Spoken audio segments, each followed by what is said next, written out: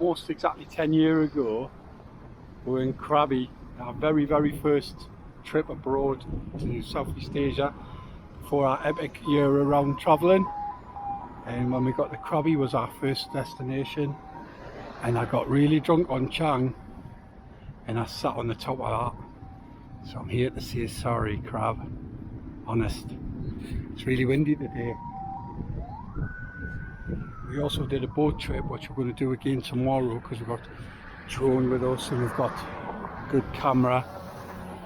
It's going to be amazing, and the guy says no problem flying a drone wherever you like. Absolutely stunning. Do not climb on, look, it says do not climb.